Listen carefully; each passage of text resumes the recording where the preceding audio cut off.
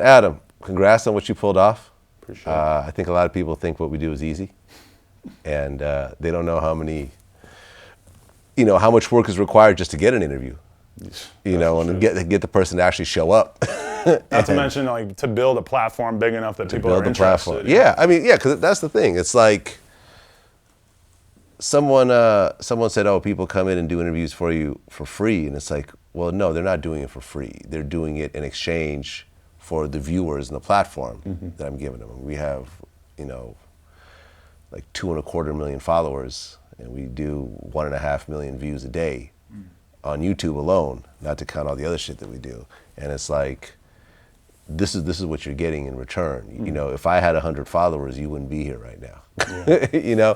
And this is the trade-off between media and art and so forth. But everybody starts with like 100 followers. That's the crazy starts with part 0 about followers. But it's like, in my case, like I had one rapper relationship. Like Xavier Wolf was the only rapper that I knew. And I was able to like sort of build up a big old amount of momentum off of that just from doing one good rapper interview, Yeah. And like I saw people tweet about like, oh, Adam 22 used Xavier Wolf for his clout or some shit like that. It's like, I just happened to like do an interview, and then it happened to be a good interview, and it happened to go crazy from there. It's like I was just looking for any opportunity. If it wasn't that one, I would have found somebody else to do some kind of content with.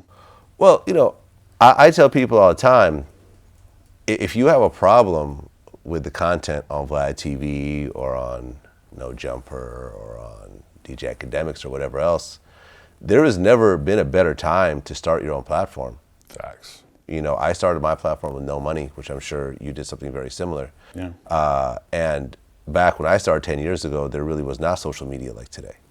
There was not a whole bunch of places where you could help promote your stuff and so forth. So. And now the game plan is just laid out for people because they've seen your success, they've seen my success. Yeah. In their mind, they should be able to emulate it.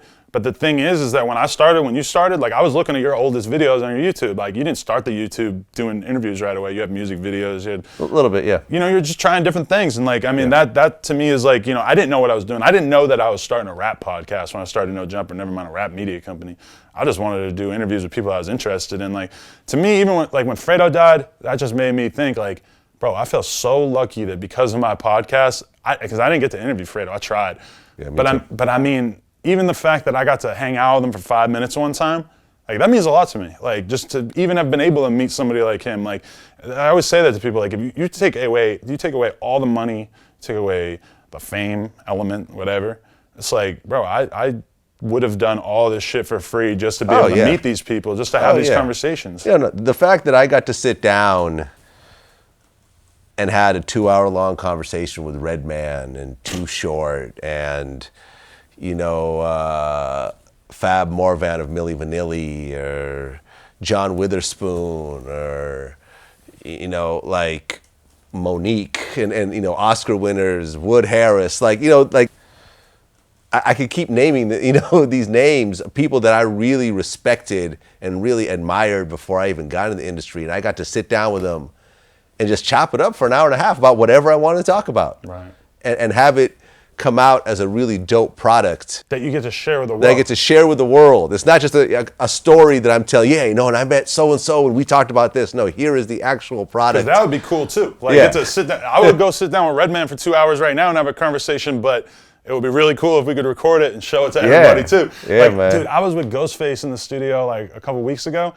I got to see him record a verse, which for me as like a Wu-Tang fan from like 1995, that was pretty surreal, just watching Ghostface record and like him letting me watch him record, because at first they were like, oh, he doesn't let anybody like watch him record. Like you can hang out in the studio, but when he starts recording, you gotta go in the other room. Yeah. He was being cool. He was like, just let me watch him punch in a little bit here and there, working on his verse. That was insane. And then the next day I get to do an 1.5 hour long interview with him. And I mean, that was like the greatest honor that I could have ever imagined, like in that moment, because that's somebody I was listening to when I was in 4th, 5th grade. Oh yeah, I've interviewed Ghost, Raekwon, Master Killer, Capadonna, bunch of dudes from Wu-Tang, most of Wu-Tang actually, RZA. Yeah.